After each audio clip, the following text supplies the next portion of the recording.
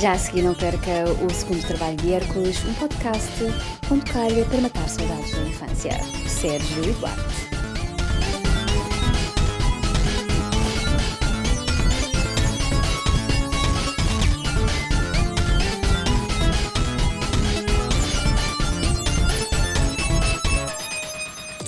Bem-vindos a mais um episódio do segundo trabalho de Hércules. Eu sou o Duarte e comigo está o Sérgio, o colega habitual. E hoje o que é que trazes para falarmos? Eu sei que tens aí um mistério que eu nem sequer sei o que é que tens aí para falar. Hoje é um episódio completamente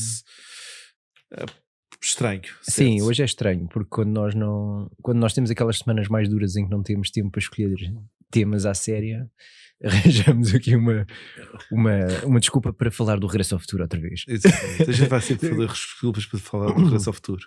Mas houve coisas que nós levantámos das últimas vezes que falámos sobre o Regresso ao Futuro, nomeadamente o facto do Marty mostrar às vezes um caráter moral um bocadinho dúbio, como os negócios estranhos que o gajo faz dentro da empresa no Back to the Future Part 2, não é? Com o Needles. No 3 não há empresa nenhuma para ninguém. Não, 3 não. Era tudo free market, não é? Ainda não havia o Estado a controlar, era tudo legal. Tudo legal. E então eu lembrei-me que nós podemos ir buscar respostas a perguntas não feitas ou não respondidas nos filmes do Regresso ao Futuro. O Bob Gale não ficou só, pelo que nós conhecemos dos filmes filmados do Regresso ao Futuro. O Bob Gale é o responsável do argumento, certo? É, o Bob Gale e o Bob Zemeckis, que é o realizador, foram de facto os autores do argumento, mas tudo começa como nós tínhamos explicado no nosso primeiro episódio sobre o Back to the Future. O Bob Gale tem a ideia para o Regresso ao Futuro quando está em casa dos pais e encontra o anuário do liceu do pai, não é? E descobre que o pai tinha sido um class president. Exato. E que ele se põe a si próprio questões de eu não gosto nada desta malta no meu liceu atualmente. Será que se eu tivesse sido colega do meu pai na escola eu me teria dado com ele? E ele depois leva essa ideia ao Bob Zemeckis e os dois começam a brincar. E se tu descobrisses podres sobre a tua mãe e o guião começa daí. Ok. O Bob Gale já tinha trabalhado com o Bob Zemeckis anteriormente, eles saíram juntos da mesma escola, fizeram uma amizade muito cedo com o Spielberg, tanto que a primeira vez, acho eu, que o Bob Zemeckis e o Bob Gale escrevem para um filme de high budget, de lançamento comercial, foi o filme 1941 do Steven Spielberg. Aquele filme sobre a guerra, sobre a Segunda Guerra, com o Dan Aykroyd. Ataque dos japoneses em Hollywood, não é? John Belushi, Dan Aykroyd. John Belushi, exatamente. Exato. Depois eles têm o seu grande break graças ao Steven Spielberg, que gostava muito deles e que os impulsiona para fazerem o Used Cars. Sim. Com o Kurt Russell, que ele é o vendedor de carros em segunda mão. E depois então o Back to the Future. Okay. E o Bob Gale era um grande fã de comics desde miúdo. E uns anos depois do Regresso ao Futuro, nos anos 90, o Bob Gale vai finalmente poder dar asa ao seu interesse na banda desenhada. Ele vai fazer histórias do Batman, por exemplo, com o Bill Sienkiewicz a ilustrar. Sim.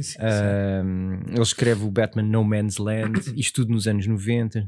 Nos anos 2000 ele vai fazer cómics para a Marvel, tem um pequeno run no Daredevil e tem um run que nós os dois lemos no Amazing Spider-Man, depois da morte da Tia May e do Peter Parker ter feito um pacto com o demónio para anular tudo o que leva à morte da Tia May, inclusive o casamento com a Mary Jane. Exatamente. Brand New Day, não é? Brand New Day, yeah. Exato. E também nos anos 2000, quando começamos a celebrar, quando chegamos a 2015 e começamos a celebrar os aniversários do Regresso ao Futuro, o Bob Gale entra com a IDW na ideia de fazerem cómics sobre as histórias nunca contadas ou os tempos alternativos do Regresso ao Futuro. Quase todos os cómics aparecem lá com o Bob Gale creditado como o autor da história. Mas eu acho que isso é dúbio. E então eu não fui pegar em tudo. Eu peguei apenas naqueles que tinham o crédito em que o script Era tinha mesmo? a mão Ok. do Bob Gale. E também fui pegar nos primeiros drafts para o Regresso ao Futuro. Então nós vamos fazer Estou super aqui nervoso. um mishmash. Eu vou começar com os cómics, ok? Ok. Eu vou começar com os cómics. A primeira história que tem script do Bob Gale está no Back to the Future número 1, que saiu em outubro de 2015. Ok. E tem uma história que se chama When Marty Met Emmett. E conta uma coisa que nós sempre quisemos saber. Quando é que Quando é que o Marty conheceu o Emmett Brown? Porque é estranho, não é? Um puto guitarreiro. Exatamente. O que é que ele está a fazer com um velho excêntrico, Exato. meio recluso, fechado na sua garagem? Até cá que eu pago uma guitarra elétrica. E esta história Não é? Cá, tenho aqui uma coluna muito boa. Entra aqui em casa. Esta história começa no século XIX, quando o Doc Brown está a narrar para os filhos ok. o início das suas jornadas no Eu já estava a espaço-temporais. Passa-se século XIX e pensei, que o Doc Brown viagem para aquela Supostamente apresentam os dois. Não, supostamente esta é a primeira vez que o Doc Brown conta aos seus filhos toda a história de como, ao futuro. Exatamente, de como ele conheceu o Marty e de como começaram as aventuras espaço-temporais dos dois. Aquele filme não é When Harry Meets Sally, não é? Ou When Sally Meets Harry, não sei qual. Sim, When Harry Meets Sally. When Doc Meets Marty. Isso mesmo. Então, nessa história o Doc está a trabalhar na versão a vapor do flux capacitor, não é? Está a tentar reduzir os watts necessários para poder transpor para o século XIX a máquina do tempo, não é? Quando ele está a construir o comboio, a locomotiva que vai dar origem à última máquina do tempo, e ele é interrompido pelos filhos. E a Clara Clayton, não é? Sim. Clara Clayton diz: pá, acho que está na altura, Emma, de contares, de explicares aos teus filhos o que é isso do futuro. E como é que conheceste um jovenzinho? E ele diz que ele aponta para uns terrenos que no futuro serão a chamada Brown Estate, ou seja, os terrenos onde estava a mansão do Brown. Do Brown, a mansão que nós conhecemos em 1955, quando o Marty anda à procura do, como é que era o Riverside Drive 1604 ou alguma coisa assim, Riverside Drive, e que o Marty conhecia no seu tempo como JFK, John F. Kennedy Drive. E nós ficamos a saber nessa história que a garagem, aquela oficina, uma estrutura auxiliar, como eles chamam na história, onde o Marty começa o primeiro filme do Regresso ao Futuro, essa estrutura auxiliar já existia no início da mansão. Estava lá nos anos 50, que é o sítio onde o Doc tem aquele aparelho na cabeça para ler as mentes, e é a única coisa que sobrevive dos incêndios que destroem a propriedade de Brown. Ele também explica aos filhos coisas que nós já sabíamos do terceiro filme do Regresso ao Futuro, ou do segundo, já não sei, que não havia grandes referências a Browns na história de Hill Valley, porque a família dele muda o nome a dada altura de Von Browns. Eles eram Von Browns. Acho que é no terceiro. Será que há relação com a parceira do Adolf Hitler? Será? E é isso que leva à mudança? Não, estou. Agora. E ele trabalha. E já pensaste que ele é físico nuclear, uma coisa assim parecida? Será que o gajo é um fugitivo do Holocausto, uma coisa ou não? dos tribunais de Nuremberg? Se calhar o gajo vive para a Argentina, o gajo vive um cá para cima. Exatamente. Nos Estados Unidos ninguém vai encontrar. Se me dá para Brown, ninguém vai saber quem sou. Exato. Jesus, eu nunca tinha. Eu pensava naquela coisa quando era miúdo, nem o sei o 2 mais 2, não é? Nem brincar, foi tipo Von Brown. Agora depois disto é tipo, será que. Será? Mas isso não é contado nesta história, pelo menos. E nós estamos a assumir como se fossem mesmo personagens reais, não é? Isto. Então, o Doc começa a contar a história aos miúdos, e a história começa em 1982, quando o Marty, portanto 3 anos mais jovem, Sim, mais jovem do que a idade que ele tinha quando faz a primeira viagem no tempo, está na garagem de casa dele, a casa que nós conhecemos, a praticar guitarra elétrica. E a dada altura ele é interrompido por 3 personagens. Hey McFly! Um deles era o Needles. O Needles. Ok. O Needles, uma miúda e um outro tipo, que provavelmente são os 3 personagens que estão na carrinha. Da carrinha, sim. Naquele sim, jeep sim. com que o gajo faz o desafio no final do Are you terceiro. chicken? Yeah, Para quem não se lembra, no final do terceiro Regresso ao Futuro, nós finalmente vemos o acontecimento que poderia ter levado à destruição das mãos do Marty, impedindo de tocar, ter uma carreira musical. Exatamente. Quem fez o desafio para um despique de automóveis foi um tipo chamado Needles. Já tinha sido o mesmo Needles que nós tínhamos conhecido no Regresso ao Futuro 2. Exatamente. Como sendo um dos colegas que trabalha com o Marty McFly na empresa e que o alicia a uma falcatrua e que leva ao seu despedimento. E que leva ao despedimento do Marty. McFly, you're fired! Então, aparentemente, o Needles e o Marty já se conheciam de putos, e o Needles vai ter com o Marty para lhe pedir, entre aspas, não é? No fundo, para lhe sacar uma válvula para o seu amplificador. Eles querem ir lá tirar as válvulas do amplificador do Marty para usarem para usar no amplificador do Needles. Porque eles iam ter a banda deles, que são os The Tabascos, iam ter um concerto naquela noite. Será que é Tabascos porque, agora é só uma brincadeira, o Needles é interpretado pelo Fly dos Red Hot Chili Peppers. Boa, Duarte! High five! Muito Self boa. high five! Boa. Yeah, se calhar é essa analogia que se calhar quando o Bob Gale estava a escrever tipo, o gajo é de Red Hot Chili Peppers, Red Tabascos. The Tabascos. Boa. Yeah. Eu sabia que os teus conhecimentos musicais iam ser fundamentais. Só aqui. E o Marty considera, na melhor das hipóteses, alugar a válvula ao Needles. Ok. E o tipo diz, está bem, eu concordo, era tipo $1 ou $5 por lhe emprestar a válvula. E o Needles, está bem, eu pago-te amanhã. E o Marty diz, não, tens que me pagar agora. E no meio da disputa, eles deixam cair a válvula ao chão e parte-se a válvula do amplificador. E o Needles diz, pá, vais pagar caro por isto, Marty McFly. E diz que, pá, não quero saber, eu parto todo se tu não arranjares até às 4 horas da manhã ou até às 4 horas de hoje uma válvula para substituir. E ele, mas eu não tenho mais nenhuma. Diz o Marty, nem sequer tenho dinheiro para comprar outra. Isso é problema teu. E roubas, se não tens dinheiro, roubas. E o gajo, não posso fazer isso. E o que é que vem? És cobarde. You're a chicken, McFly. McFly. Lá está. Yeah. E começa no fundo, o gajo é um totó que está disposto a roubar isso sempre que alguém lhe chama de cobarde. Sou cobarde, yeah. E então o gajo diz, ninguém me chama de chicken. E ele decide, pá, eu vou arranjar uma válvula de substituição. Ele corre pelo menos, digo várias, mas não sei, há pelo menos uma casa de instrumentos musicais que lhe diz que todo o estoque das válvulas está esgotado. Ok. E que andam a ser todas compradas por um tipo, Brown. Exatamente, por um tipo que vive no 1604 Riverside Drive.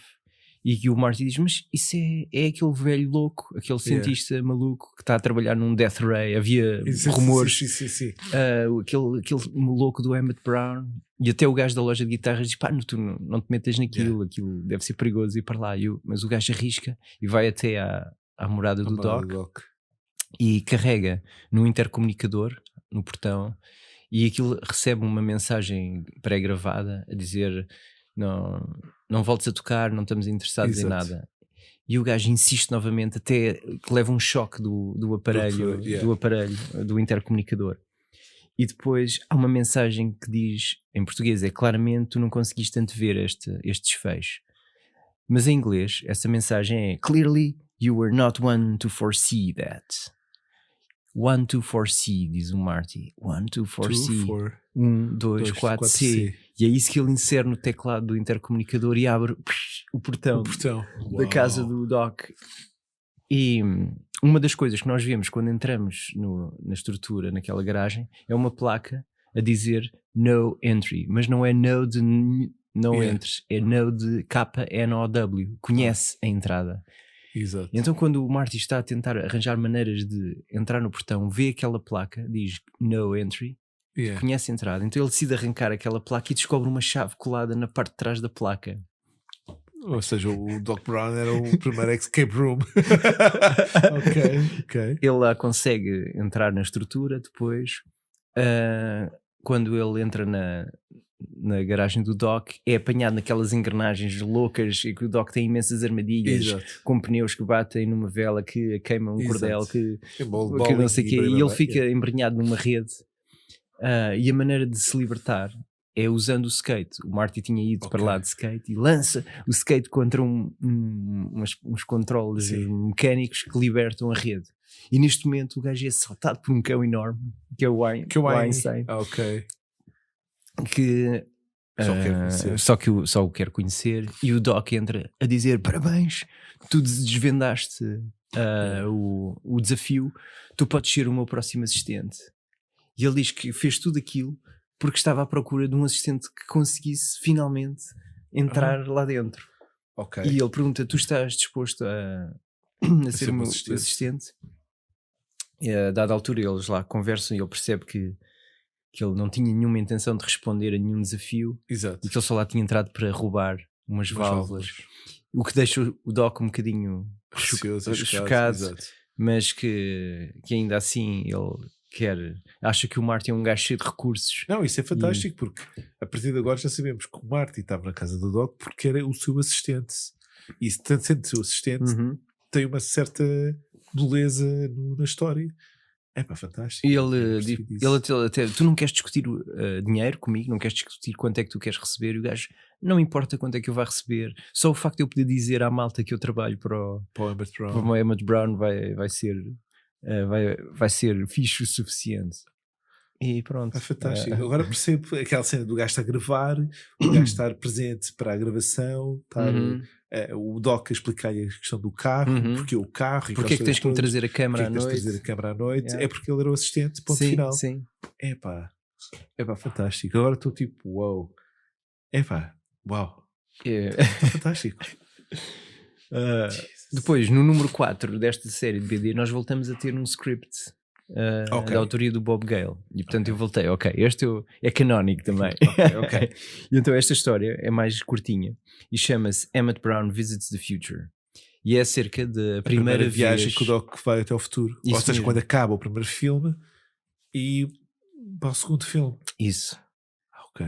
Ele deixa o Marty em casa e arranca com o carro. E então nós vamos ver o que acontece quando o Doc chega a 2015 pela primeira vez. Ok, só uma pergunta. E explica o final? Qual o gajo vai para o final e vai chamar o Marty e de repente, calma, o Marty tenta namorada. Porque a atriz muda. O que aconteceu? O que aconteceu à miúda? Mas ele ainda vê a primeira namorada quando o vai buscar. Exatamente. Depois é por isso que eu fico tipo, melhor levar esta. Mas o Mark, porque é que ficamos a saber uma coisa? Porque é que o Doc escolheu 2015? Isso é uma coisa que ele achou que talvez não fosse muito boa ideia avançar excessivamente no tempo por causa do carro. Ele achou que 30 anos era aceitável para que as pessoas não achassem estranho um DeLorean. Ou seja, não é um carro assim tão velho. E não é assim tão novo. Exato. Mas ele fica muito espantado quando na realidade ele quase que acha que não viajou no tempo.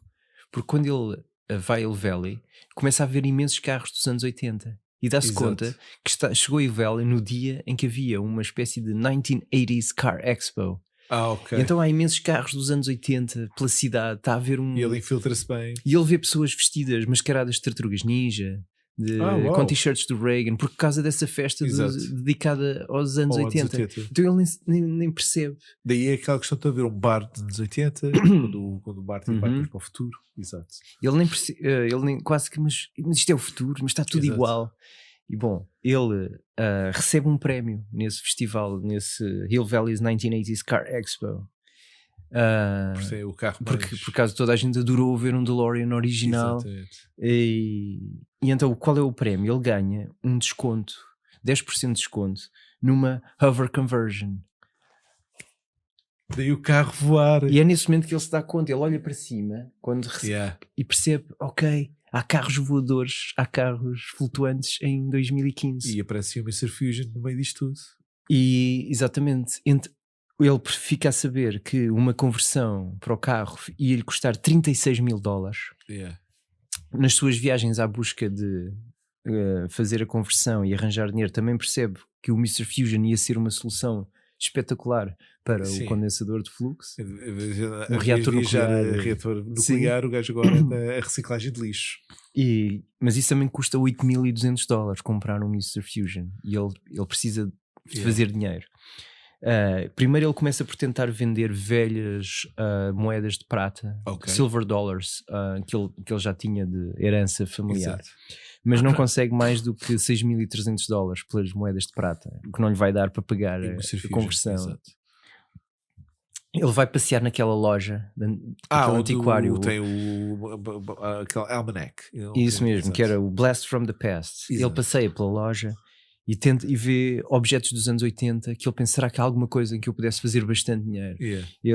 Há VCRs, tipo leitores de VHS a $65, um Macintosh a $95, um Atari, uma consola Atari a $45, uma televisão a $30, um telefone portátil dos anos 80 a $39. Ele percebe, nada disto vale nada. Eu não vou conseguir dinheiro nenhum com os objetos do meu tempo. Então ele decide ir pesquisar à biblioteca. Chegando à biblioteca, abrem as portas pela primeira vez à internet. E na internet ele descobre aquilo que ele diz ser o maior investimento da história da humanidade. E ele faz uma viagem no tempo. Ele viaja para abril, dia 18 de 1938, e gasta as suas moedas de dólar antigas, os tais moedas de prata. E volta para 2015 com 8 ou 9 cópias do Action Comics número 1. Está brutal.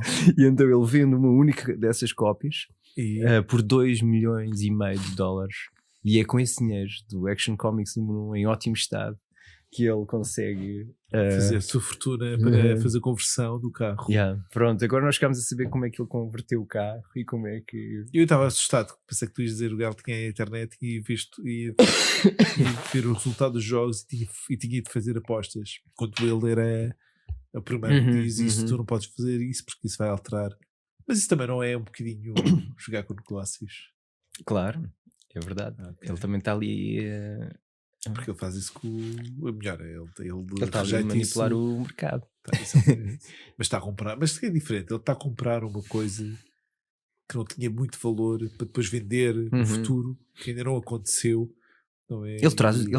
Quando tu olhas no desenho, ele abre a mala do carro, ele tem à vontade umas 8 ou 9 cópias do Action Comics. Ele vai fazer desvalorizar imenso aquilo. Mas depois o que é estranho, será que ninguém nota a diferença da qualidade do papel? Porque aquilo está novo. Está mesmo, não envelheceu. Uma coisa é um cómic que tem 50 anos. Vendeu por uns 50 milhões, não é? É a diferença porque está em excelente estado. Está mint. Aquilo está a uns 100%. Não é? Daquela... Como é que chama-se aquela coisa de classificação dos cómics? É o... aquilo grading, não é? Aquele grading, sim, CGC, Comic Grading. Aquilo é 100% CGC. Normalmente os gajos dizem 100% não, 1.0, não é? O 10, não é? Que ele só tem 9.8, é o máximo que eles já dão. Acho que ainda não há 9.9, acho eu. Aquilo é um... Não sei se alguma vez deram, se calhar já, não sei. Se calhar tem que procurar. E mais alguma história interessante? Agora... propunha que entrássemos nos guiões. Ok. Porque aquele filme passou por pelo menos 3 drafts, talvez 4, se contarmos com a versão já não escrita, digamos, com o que depois já resulta da filmagem e da montagem. Mas o guião passou pelo menos por 3 iterações. E então nós no início ficamos a saber que no primeiro draft, no primeiríssimo draft, o Marty McFly era um gajo um bocadinho, que eles chamam um bocadinho mais streetwise. Era um gajo mais sabidão. E ele e o Doc, na altura ainda não era Doc, era o Professor. Ele e o Professor Brown têm uma loja de videopirataria. Uma loja underground. Isso é genial. Que está instalada no 3º andar de um antigo cinema, de um antigo movie theater. E é lá que os gajos têm o seu shady business. Isso é quase caça-fantasmas, não é? Tipo ter assim uns negócios meio diferentes. E isto, se calhar, isto até explica porque é que o Marty tem tantos aspectos assim um bocadinho shady, um bocadinho manhosos. Escapa, não é? Sai de casa à noite E está disposto a fazer estes negócios e estas coisas. Pronto. O Professor Brown tinha um animal de estimação que era um macaquinho daqueles que toca realejo, assim mesmo, que era o Champ. Champ é o nome do macaquinho. Isso é tão cômico. O professor está a trabalhar num conversor de energia, que o objetivo era transformar a radiação nuclear em energia usável. Exato. E neste primeiro guião, o Marty é que acidentalmente encontra o ingrediente que faltava para a conversão funcionar. E o que é? É Coca-Cola. O Marty acidentalmente entorna Coca-Cola nas maquinarias do Professor Brown e é um bocado como a bola de beisebol do querido Incríveis Miúdos. Pronto, é o ingrediente. Sabes porque é que esse guião não foi para a frente? Porque foi Pepsi. Isso mesmo. Isso também há uma história. A Columbia era a dona da Coca-Cola, Columbia Pictures, e portanto a Universal não ia querer usar uma propriedade da Columbia Pictures. O Marty tem a ideia de ir ao passado, porque pronto, eles, claro que uma vez que ele consiga a conversão da radiação nuclear, ele consegue energia suficiente para provocar a viagem no tempo. Exato. E então com isto o Marty tem a ideia de ir fazer apostas, ir ao passado para poder fazer apostas. Vai buscar informações de jogos. No fundo ele sabe que o jogo deste sábado teve determinado resultado, então ele diz: vamos ao passado, fazemos a aposta nos resultados desportivos. Portanto, é daí que vem, logo do primeiro guião já se falava o Sports Almanac. O professor Brown recusa usar as viagens no tempo para estes negócios. Nesta altura há agentes de uma agência de regulação nuclear que conseguem encontrar o plutónio roubado, que também é amplamente conhecido dos nossos guiões, e eles abatem a tiro o professor. Ele na perseguição com a agência, ele morre, portanto, tal como com os líbios. O Marty acidentalmente vai então para o passado, como já era o objetivo dele, provavelmente a máquina já estaria pré-programada para... E ele vai para o ano 1952. A dada altura, o Marty guarda informação vital do professor Brown que ele encontra no passado, que é a única pessoa que o pode ajudar, obviamente, a reconstruir a máquina do tempo e a fazer a viagem. Ele sonega informações ao professor Brown para poder ficar a viver em 1952. Que passa a ser o seu objetivo, porque ele descobre que poderia perseguir os seus objetivos musicais e inventar o rock and roll. Ele começa a tentar ludibriar todas as pessoas. Um de filmes interessantes, é quase um Tron com Ferris Bueller com caça-fantasmas, não é? Mas o gajo é mesmo um larabo, o gajo é mesmo manhoso. Agora vai inventar o rock and roll para poder ter uma carreira musical. Exatamente. Van Halen, qualquer Marty McFly. Claro que por causa disso ele põe em perigo a sua própria existência.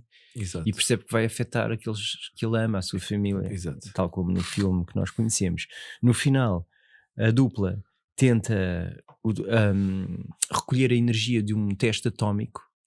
É assim que o professor Brown no passado sugere que se possa novamente provocar a viagem temporal, e então eles enviam o Marty de volta para 1982, neste caso, através de uma câmara que eles construíram dentro de um frigorífico. Sabes que isso era para estar no filme, mas com o DeLorean. E isso ia ser o budget estava no limite e eles disseram: pá, não podemos incluir isso porque isso já explode o budget. E foi quando eles fizeram a cena do relâmpago. Exato. Deixa eu ver, eles vão para um teste um teste atómico, um território, não é? Uma deserto área qualquer, no deserto do Nevada. O Marty tem que evitar um ataque do exército americano, porque eles estão a invadir terrenos de testes atómicos. O professor Brown é batido a tiro.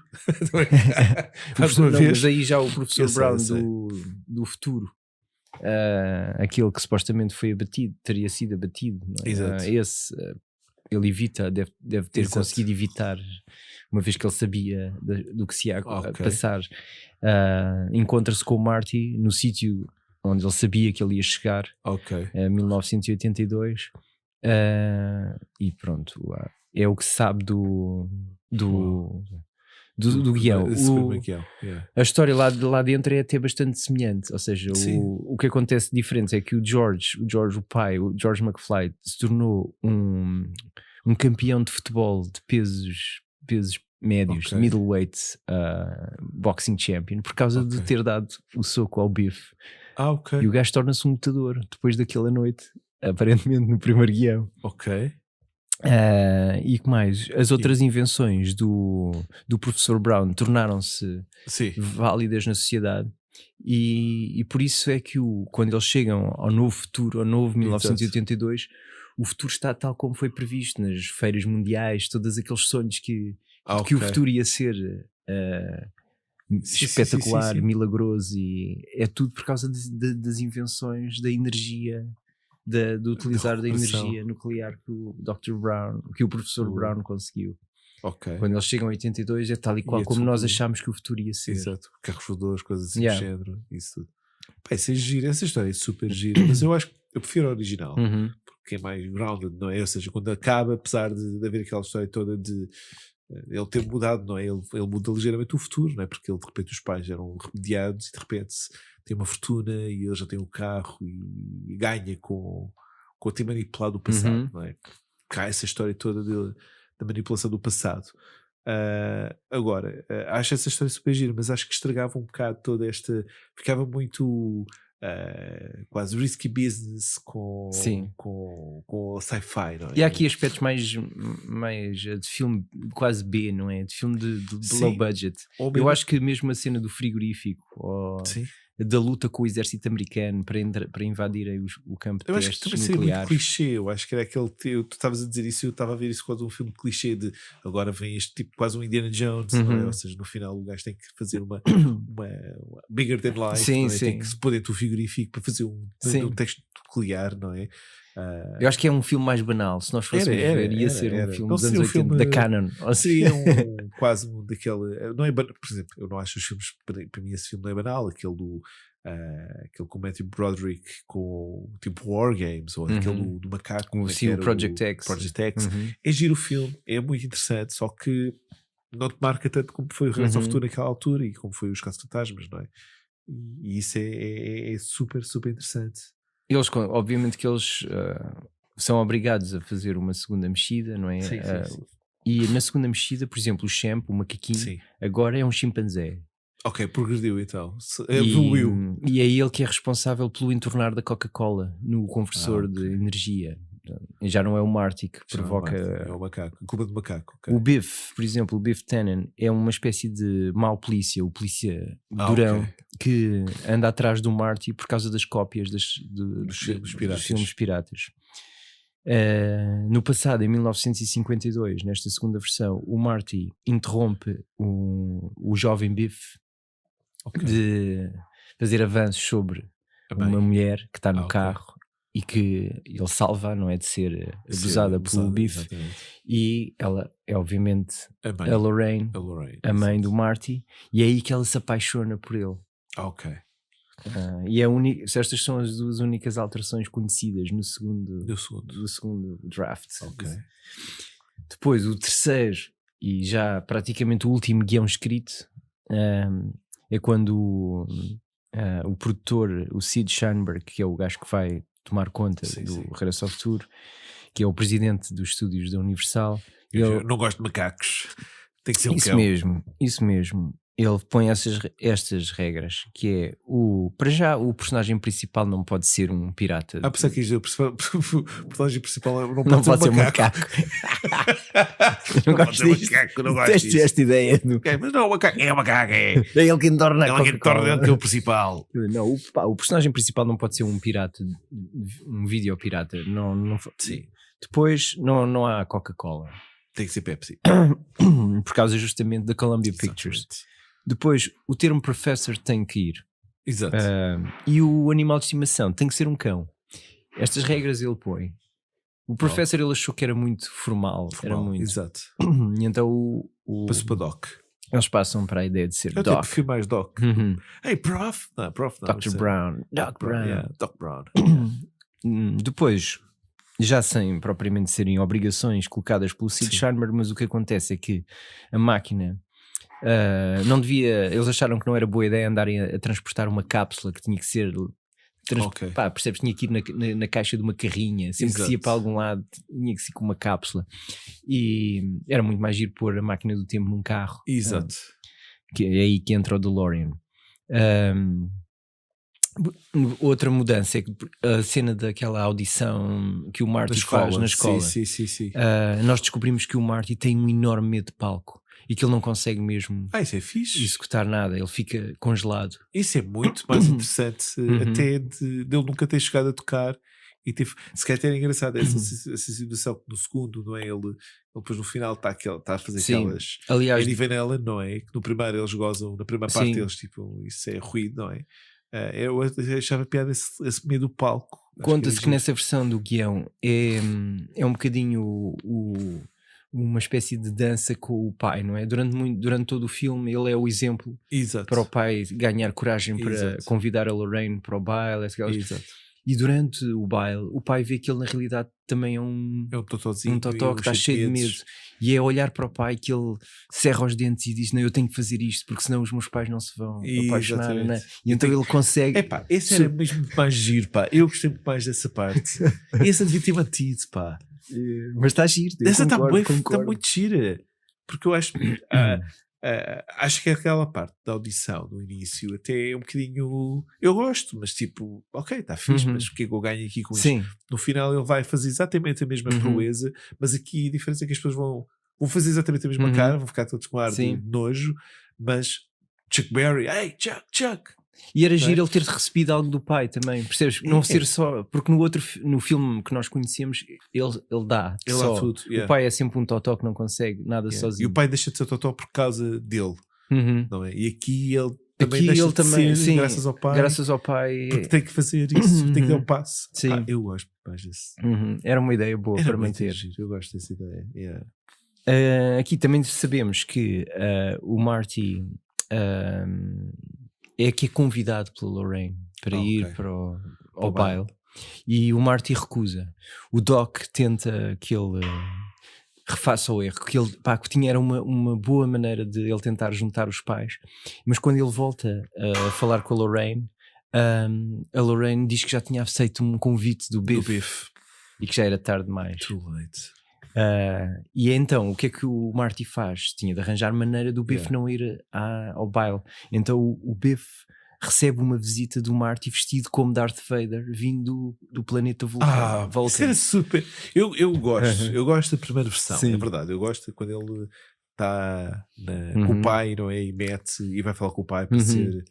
Mas eu até gosto de piada do Biff, porque para ser um fantasma, não é? Imagina, podia haver uma cena do Biff a dizer sobre o filme de Star Wars, né? O gajo, eu fui ao cinema e eu sei que já vi isto, é baseado em fatos verídicos, ser um gajo tipo, completamente tipo padre louco, não é? Daqueles, eu sei, isto é daqueles que vai para a rua com um cartaz. Eu tive uma visão à frente do Star Wars. Isso era genial. Até podia haver uma foto do gajo a dizer: olha, tive na administração do filme de Star Wars e tipo, isto é todo baseado numa história real. Isso era bem giro. O Darth Vader então dá-lhe ordens para ele cancelar o encontro com a Lorraine e naquela noite ir esperar o Millennium Falcon, que foi a ordem Exatamente.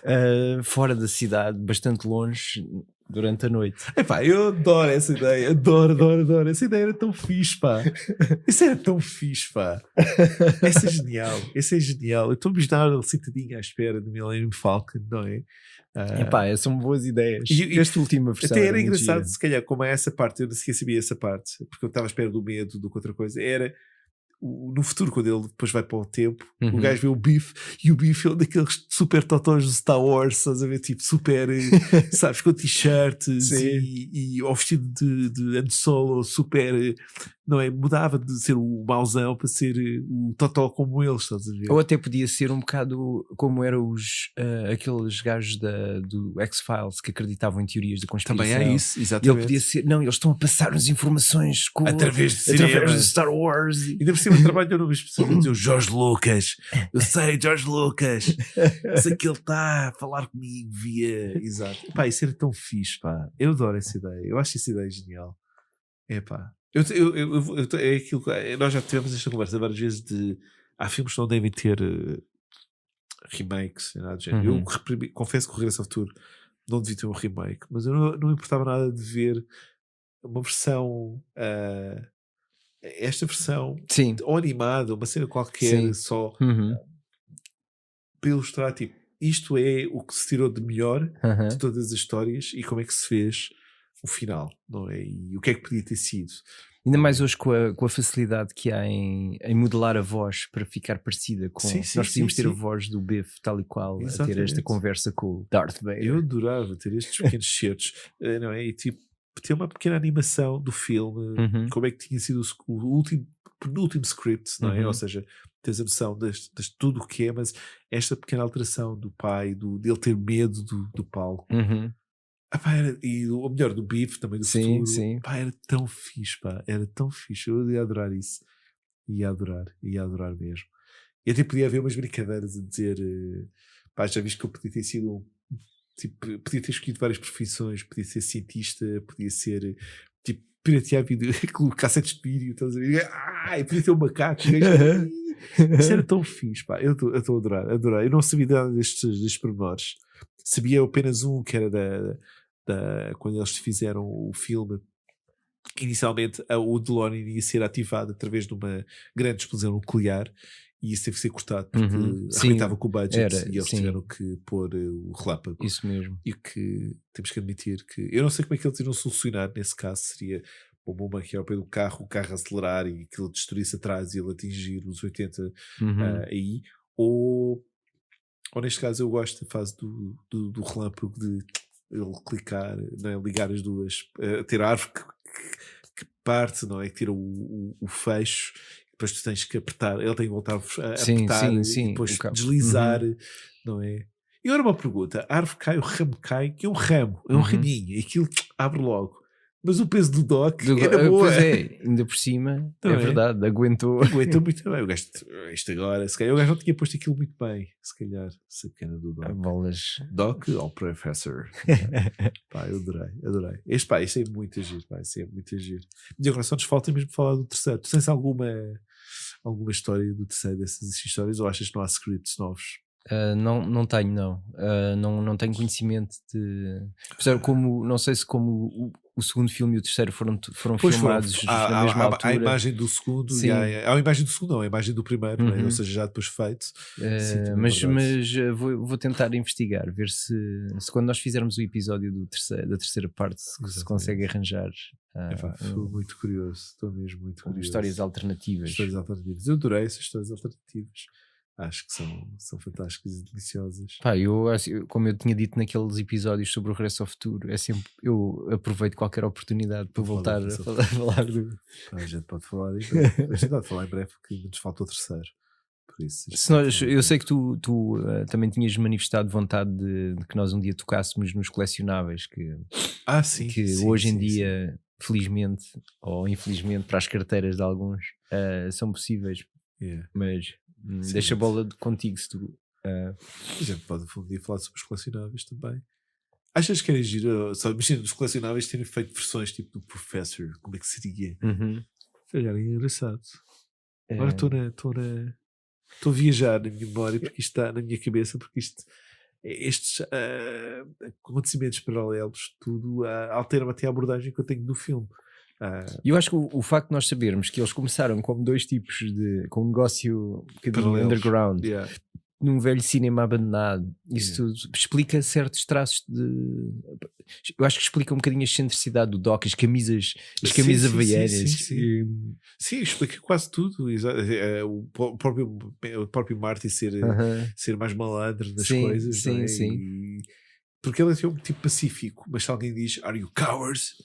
O coward não, é o chicken. E ele fica logo super nervoso, e ele fechar a mão, quase uou, não é? E tu ficas tipo, mas o gajo que é tão pacífico, e quase de repente isto se vê desse lado mais de larápio. Agora, nós gostamos imenso do Marty e do Doc, acho que todas as pessoas que cresceram têm uma simpatia por eles. Sim. E eu acho que nós não íamos ter a mesma simpatia por dois gajos. Zero. É por isso que eu acho que aquilo que nós estamos a falar é aquilo de ser.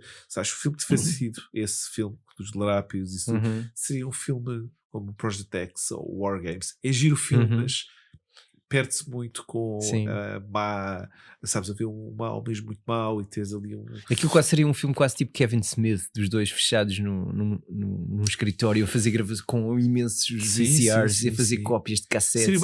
Eu disse várias misturas, podia ser uma mistura de Weird Science com Ferris Bueller. Acho que seria mais isso, Weird Science com Ferris Bueller, não é? Ou seja, um tipo mais malandro, podia viajar para poder ganhar alguma... Mas tanto o Ferris como o Weird Science, eles são wholesome, são miúdos saudáveis. Mas é isso que eu estou a dizer. Enquanto que aquela mistura de um velho... Mas isso que eu estou a dizer, imagina, pegas toda a temática do Weird Science, mas metes com personagens do Ferris Bueller. E as coisas, ok, pode funcionar, mas não tem aquela, como tu dizes, wholesome, não tem essa inocência que estes filmes têm. O Ferris Bueller tem a sua inocência, como o Weird Science tem a sua inocência, e como o Regresso ao Futuro tem a sua inocência. Sim. Não é? Tu tens o lado bom, o Marty é sempre bom desde o início ao final, né? uma personagem bondosa. O Doc, tu não tens ali uma veia de maldade no Doc. Sim. Não é? E isso é o que torna... Aliás, menos até que o Marty. Ele nunca é incorreto, nunca. A não ser roubar plutónio. Pois é, que ele aceita trabalhar para terroristas líbios. Exato. Ok, então, é pura bondade, mas trabalha com terroristas. Estraga logo todo o argumento. Mas dá-lhes uma bomba feita com pecinhas de uma máquina de pinball. Exatamente. Não é? Por isso, pronto, voltou outra vez à bondade. Qual é que seria a máquina de pinball? Nunca soubemos. Será que se consegue ver lá atrás uma tipo uma aquele do Godfather que é super cara? The Creature of the Black Lagoon. Isso era excelente. Okay. Achas que podemos dar como terminado? Não é? Deixo contigo. Okay. Eu fiz o meu quinhão. Eu acho que podemos dar como terminado e acho que podemos. E deixa eu ver este despeço meu, então podemos dar descanso ao Hércules. Até um próximo episódio. Ficaremos à vossa espera das vossas opiniões e as vossas sugestões. Sim, contactem-nos no Instagram, @o segundo trabalho de Hércules, e nas plataformas de podcast. Espalhem a palavra, ajudem o podcast a aumentar os ouvintes e atingir estradas nunca descaminhadas. Roads, who need roads. Não é? É certo. É isso. O primeiro episódio disse Where we're going, we don't need roads. É isso mesmo. Então vá, até uma próxima e vamos dar descanso ao Hércules. Até uma próxima.